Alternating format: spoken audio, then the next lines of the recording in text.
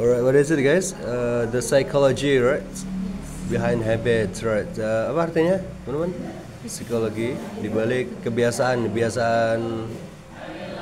ya macam-macam ya kebiasaan ya. Alright, oke, baca dulu aja the psychology behind habits. Alright, teman-teman pas waktu baca tadi pagi yang nggak ada bahasa Indonesianya itu, mas pandangannya apa? Gimana? Dapatnya? Apa? Pas baca-baca kok tadi? What do you think about this? Ini bakalan ngomongin apa kira-kira? Our habits, right? Ya, tadi udah sempat baca cues, routine, sama reward. Cues, pokoknya psikologi di balik kebiasaan itu cuma 3 ininya.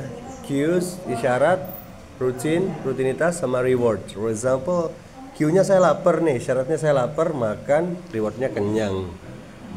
Itu nanti digunakan sama orang-orang marketing juga biar dapat reward ini.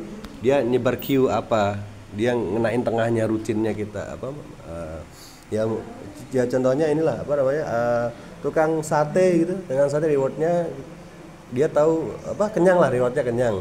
Cue-nya dia pasang asap tuh, asap yang wangi itu satenya, sehingga kita makan di situ gitu ya. Tapi nggak sampai ke situ ya, kita ini ya, cuman di ini apa, di personal dulu aja. Alright, so now habits, come on, bawahnya habits are deeply ingrained behaviors that can significantly influence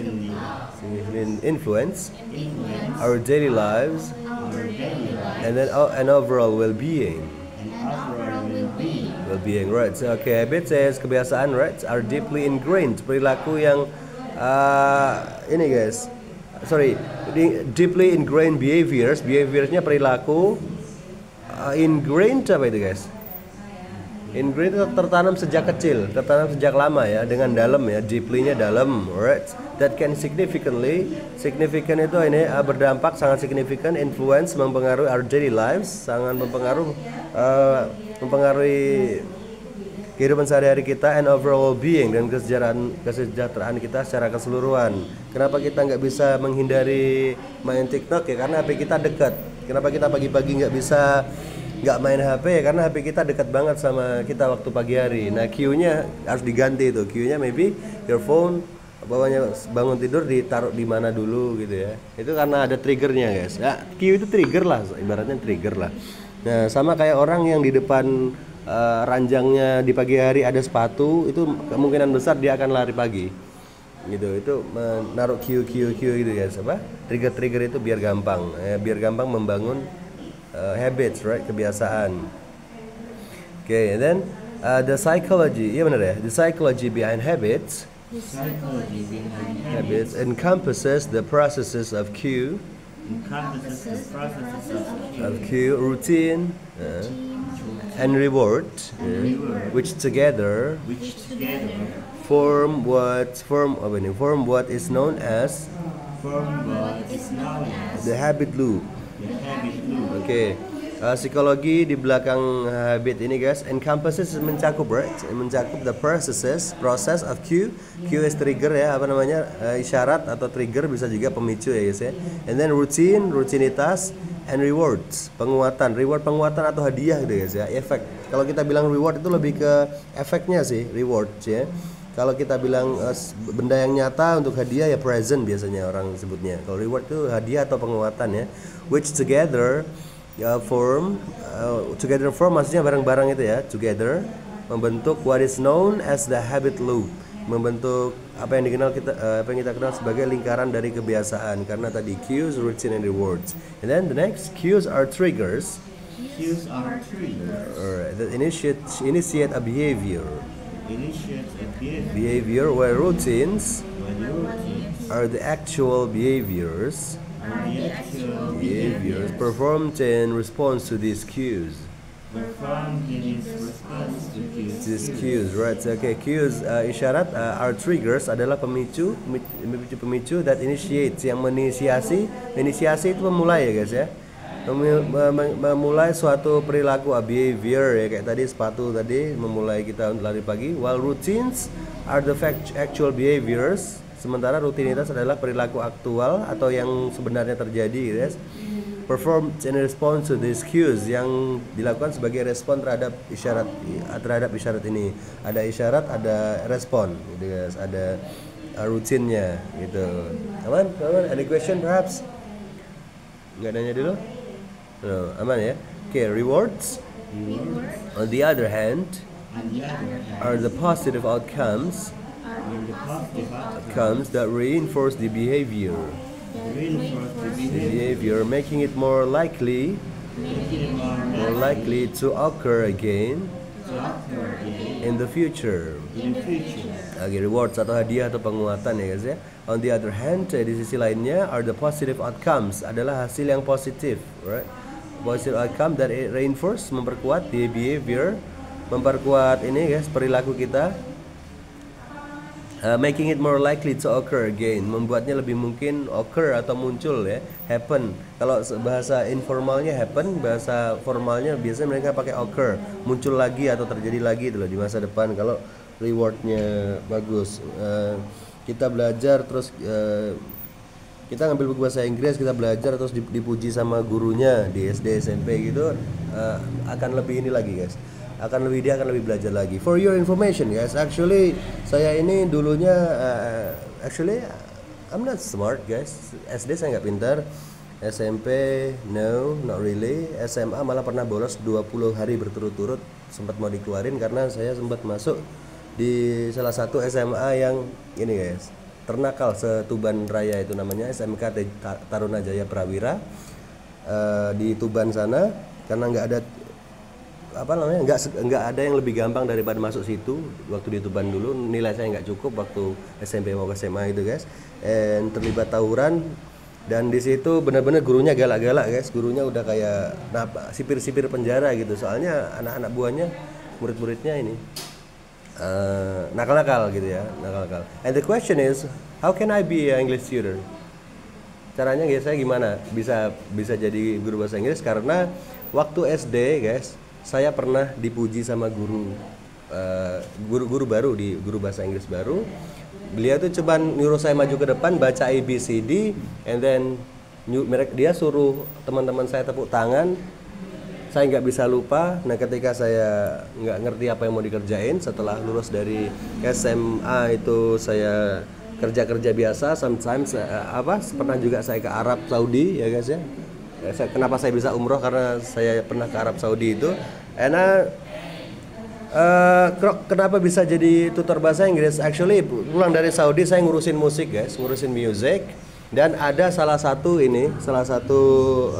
teman saya ngeband itu yang di Kediri nyaranin saya main ke Pare. Saya belajar ternyata cepat bisa, karena sebelumnya juga saya sudah suka sama bahasa Inggris. And I be a tutor. Dan kalau dipikir-pikir saya tuh nggak masuk akal bisa jadi tutor bahasa Inggris, nggak masuk akal sama sekali. Because of the trigger from my guru itu tadi. Ya, rewardnya itu benar-benar kena di saya, karena seumur-umur saya nggak pernah dipuji sekali urusannya bahasa Inggris, bukan urusan kebaikan bahasa Inggris. Makanya saya bisa I can teach because of my pride gitu guys. Dari ini ngerti? Nggak ngerti dia baru datang dia, ceritanya lama panjang sekali. Actually I was intinya berandal yang bisa jadi ngajar, karena trigger ini dari topik ini sesuai ya. I'm not a learner guys, bukan pembelajar. Okay, rewards on the other hand are the positive outcomes, right? That reinforce the behavior, making it more likely to occur again in the future. Penguatan di sisi lain adalah hasil positif yang memperkuat perilaku guys, membuatnya lebih mungkin terjadi lagi di masa depan. Nah, karena ada reward tadi, makanya saya ngurusin bahasa Inggris, karena saya kebayang rewardnya dulu guys. So guys, if you have a student, jangan ragu-ragu untuk memuji guys ya. Yang memujinya tapi jangan sering-sering. Kalau memangnya pujian itu berkesan bagi dia, itu akan jadi pegangan dia, lentera di hidup dia selama-lamanya gitu guys ya. Alright, and then the next, what is it again? Nanti dulu ya saya kirim. Understanding this loop is crucial for individuals seeking to cultivate positive habits positive habits, or eliminate detrimental ones. Detrimental ones, right? So, rewards, what is it again? Sorry, understanding, memahami this loop. Loop itu ini ya, loop berulang kayak Doctor Strange ya, ulang-ulang terus ya, looping, right? It's crucial for individuals, adalah sangat penting bagi individu. Crucialnya itu pentingnya gimana? Mendesak ya guys ya, pentingnya mendesak. Seeking to cultivate, untuk para individu untuk mencari dengan serius itu seek ya guys ya, seeking. Kalau mencari aja look for, kalau mencari dengan serius seek, kalau mencari dengan sistematis apa? Sistematis dan menyeluruh search. Loh, kalau saya searching di Google itu apakah saya mencari dengan sistematis dan menyeluruh? Iya, tapi bukan kamu yang search, dia Google-nya yang lagi nge-searchin buat kamu. Ya. Aduh, kunci saya mana nih? I want to look for my key. Diliatin nggak ada. Ya, kalau nggak ketemu baru seeking, lari ke seeking, baru ke manggil teman-teman untuk searching gitu guys ya. Biar menyeluruh, menyarinya gitu. And then what is it again? Seeking to cultivate positive habits. Apa namanya? Mengembangkan kebiasaan positif, habits or eliminate, right? Eliminate apa itu? Menghapus ya, detrimental ones. Detrimental lawan katanya beneficial. What is it? Beneficial menguntungkan, kalau detrimental is merugikan. Alright? Ya, memahami lingkaran ini sangat penting bagi individu yang ingin mengembangkan kebiasaan positif atau menghilangkan kebiasaan yang merugikan. Okay. Alright. Any question perhaps? Paham tapi ya topik ini ya? Alright. And then moreover, okay, the environment plays a pivotal role. In habit formation. As external factors can either facilitate or hinder the development of certain behaviors. Oke, selain itu, moreover, the environment, lingkungan ini memainkan peran penting, plays a pivotal role in habit formation, dalam pembentukan kebiasaan. Maksudnya gimana guys? Lingkungan kita mempengaruhi guys. Give me the example.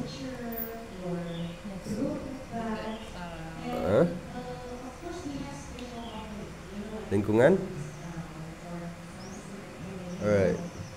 Orang yang teman-temannya banyak belajar, ya dia juga akan kebawa belajar.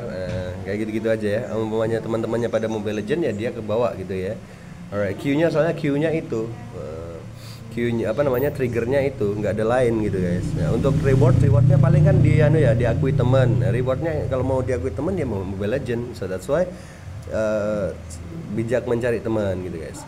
Alright, cultivate. Moreover, the environment plays a pivotal role in habit formation. Selain itu, lingkungan memainkan peran penting dalam pembentukan kebiasaan. As external factors, karena kebiasaan eksternal can either facilitate, bisa juga dapat memfasilitasi atau mendukung gitu ya guys ya. Or hinder is menghambat the development of certain behaviors, perkembangan perilaku tertentu. Oke, dua lagi. By consciously modifying cues and rewards.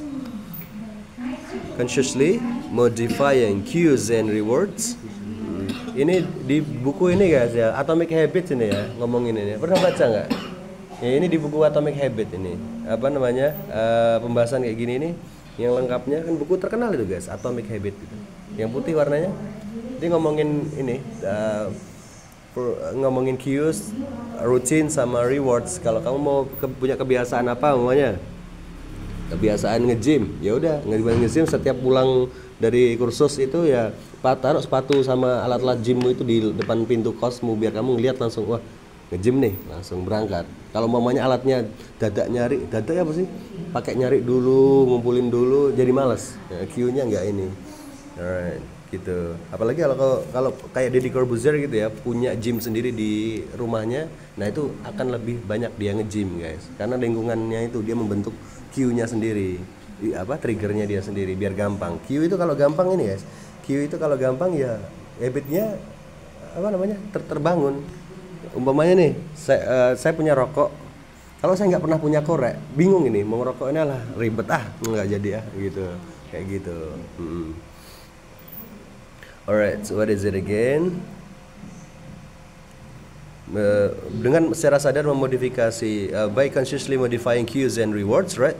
Lanjutnya, individuals can effectively reshape their habits, and achieve personal growth. Oke, dengan secara sadar memodifikasi syarat dan penguatan atau hadiah, guys ya. Individu can effectively reshape. Individu dapat secara efektif reshape is membentuk ulang ya. Their habits, kebiasaan mereka, and achieve personal growth, dan mencapai pertumbuhan pribadi. Alright. Okay, and then the last, right? In essence, the psychology behind habits is a fascinating interplay of cognitive processes. Gimana sih sebenarnya processes ya? Processes gitu ya. That can empower individuals to take control of their behaviors. Intinya apa nih? Kok singkatnya sih? Intinya ya, the psychology behind habits, psikologi di balik suatu kebiasaan ini is a fascinating, menarik banget. Apanya yang menarik banget? Interplay, interaksi, bukannya interaction. Kalau interplay itu interaksi apa guys? Interaksi timbal balik ya, saling sebab akibat gitu ya, sebab akibat. Kalau interaction itu kayak cuman ngobrol aja. Interaction, interplay, sebab akibat of cognitive processes. Proses kognitif adalah proses berpikir, memahami ya kan. That can empower individuals, yang bisa memberdayakan, menguatkan individu, orang-orang gitu ya, to take control of their behaviors, untuk mengendalikan perilaku mereka. Because kata orang-orang ini ya guys ya, untuk yang sukses itu bukan yang termotivasi, tapi yang habitnya emang udah bagus. Nah, motivation itu cuman sekedar kayak starter. Nah, kalau pas jalan itu nggak butuh motivasi lagi, butuhnya habits or discipline gitu ya. Susah sih, susah. That's right. So hard, guys. Any question? Coba mana?